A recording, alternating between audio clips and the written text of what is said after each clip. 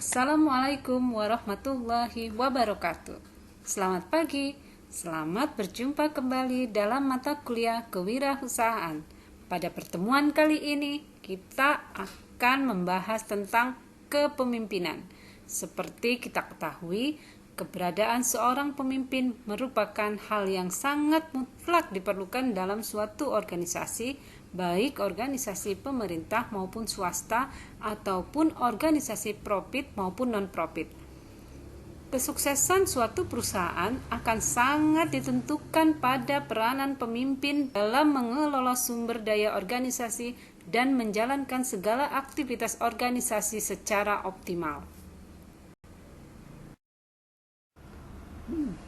Berikut ini beberapa materi yang akan kita bahas pada pertemuan kali ini. Kepemimpinan merupakan salah satu topik yang sangat menarik dan paling banyak dibahas dalam manajemen, sehingga berbagai definisi disampaikan oleh para praktisi organisasi maupun para pakar sumber daya manusia untuk menunjukkan arti pentingnya kepemimpinan dalam suatu organisasi. Menurut Handoko, kepemimpinan merupakan kemampuan yang dipunyai oleh seseorang untuk mempengaruhi orang lain agar bekerja mencapai tujuan dan sasaran. Sedangkan menurut Stoner, mendefinisikan kepemimpinan sebagai proses mengarahkan dan mempengaruhi aktivitas yang berkaitan dengan pekerjaan dari anggota kelompok. Definisi ini menunjukkan bahwa kepemimpinan menggunakan pengaruh yang ditujukan pada peningkatan kemampuan seorang bawahan dalam organisasi. Seperti kita ketahui, dalam organisasi modern saat ini sedang mengalami sejumlah perubahan penting yang mengelilingi pencapaian kesuksesan. Penguasa yang tidak fleksibel, otoriter masa lalu telah digantikan oleh pemimpin yang lebih partisipatif dan visioner. Para pemimpin dalam lingkungan usaha saat ini tidak lagi takut akan perubahan. Bahkan para pemimpin seharusnya menyukai dan lebih senang mempengaruhi perubahan. Efektivitas pemimpin dalam menghadapi aktivitas organisasi sekarang ini sangat ditentukan oleh kualitas hubungan antara pemimpin dan bawahan. Hubungan yang terjalin antara pemimpin dengan bawahan hendaknya tidak hanya sebatas hubungan kerja formal di mana pemimpin bertindak sebagai atasan bagi bawahan mereka dalam organisasi. Hubungan tersebut harus terjalin secara luas di mana pemimpin dapat bertindak sebagai partner bagi bawahan mengatasi berbagai hambatan dan dapat memotivasi bawahan untuk berprestasi dalam pekerjaannya. Kepemimpinan menurut John didefinisikan sebagai pengaruh agar pribadi individu mengusahakan pencapaian tujuan organisasi di atas tujuan yang lain dalam konteks organisasional. Sedangkan kepemimpinan menurut Lutan didefinisikan sebagai suatu interaksi antar anggota suatu kelompok, di mana pemimpin merupakan agen perubahan dan merupakan orang yang perilakunya akan lebih mempengaruhi orang lain daripada perilaku orang lain yang mempengaruhi mereka. Kepemimpinan timbul ketika satu anggota kelompok mengubah motivasi dan kompetensi kelompoknya. Kerangka teoritis yang paling awal dalam studi ilmiah kepemimpinan adalah pendekatan karakteristik pemimpin. Dan perspektif ini peneliti memusatkan perhatiannya pada penentuan atribut yang membedakan pemimpin dan bawahannya, atau pemimpin efektif dan pemimpin yang tidak efektif. Teori karakteristik kepemimpinan didasarkan pada asumsi bahwa seseorang yang disebut pemimpin memiliki keunggulan karakteristik tertentu yang tidak dimiliki oleh orang lain.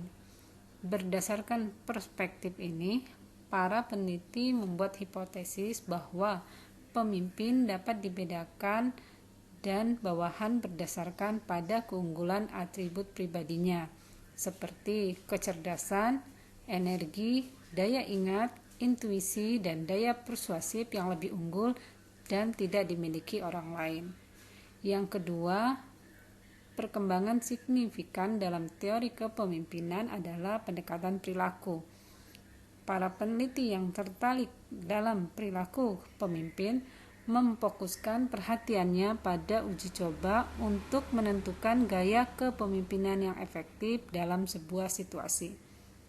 Setelah pendekatan karakteristik dan perilaku gagal sebagai teori, untuk memahami kompleksitas kepemimpinan, perhatian beralih pada aspek situasional kepemimpinan.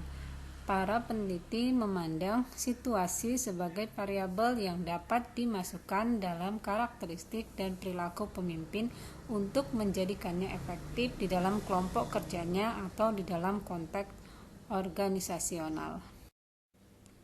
Model kemungkinan menyeluruh yang pertama untuk kepemimpinan dikembangkan oleh Fred Petler yang mengemukakan bahwa kinerja kelompok yang efektif tergantung pada pandangan yang tepat antara gaya interaksi dan si pemimpin dan bawahannya, serta sampai tingkat mana situasi memberikan kendali dan pengaruh pada si pemimpin.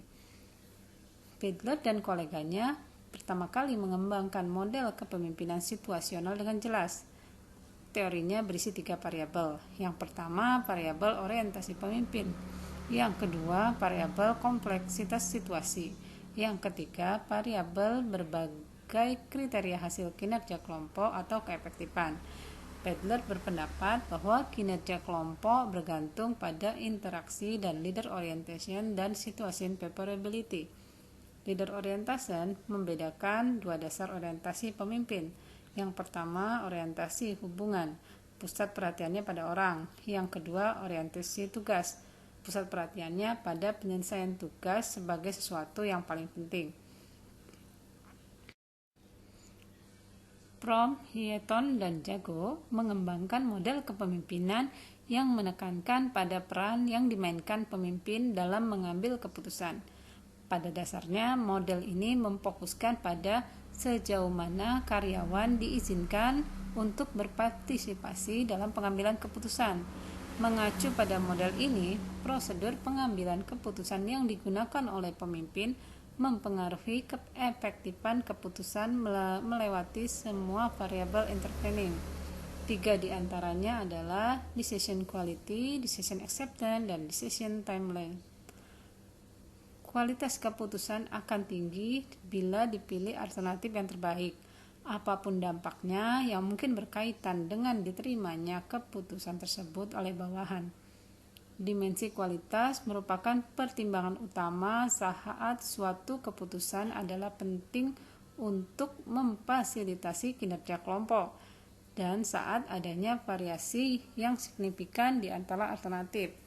Contohnya, keputusan tentang di mana akan ditempatkannya pendingin air di pabrik tidaklah memerlukan kualitas keputusan yang tinggi, sedangkan keputusan yang bertujuan pada kinerja memerlukan kualitas keputusan yang tinggi. Decision acceptance adalah penting bila keputusan memiliki implikasi pada motivasi kebawahan dan bila keputusan akan diimplementasikan oleh bawahan.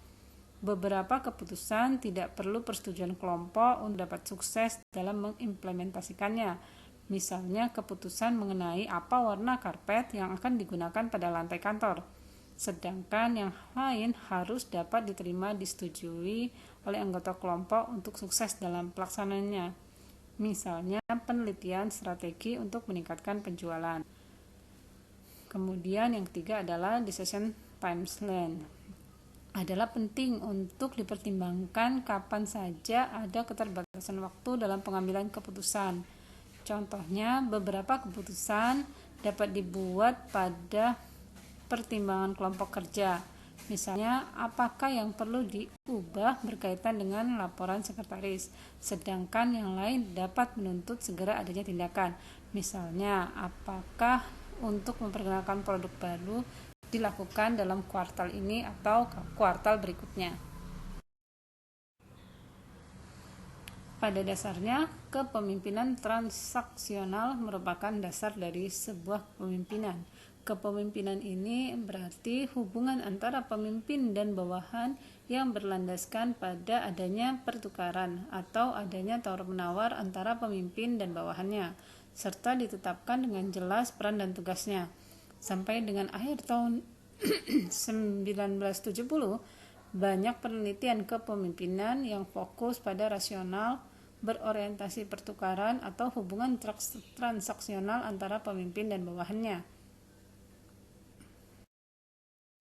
Selain kepemimpinan transaksional, kita juga akan melihat kepemimpinan transformasional. Teori ini mengacu pada kemampuan seorang pemimpin untuk memberikan pertimbangan dan rangsangan intelektual yang diindividukan dan yang memiliki karisma. Dengan kata lain, pemimpin transformasional adalah pemimpin yang mampu memperhatikan keprihatinan dan kebutuhan pengembangan diri pengikut, menggairahkan, membangkitkan, dan mengilhami pengikut untuk mengeluarkan upaya ekstra untuk mencapai tujuan kelompok. Dalam kepemimpinan transformasional, pertukaran yang terjadi antara bawahan dan pimpinan tidak sekedar pertukaran seperti yang terjadi pada kepemimpinan transaksional. Kepemimpinan transformasional juga melibatkan pengembangan hubungan yang lebih dekat antara pemimpin dengan bawahan.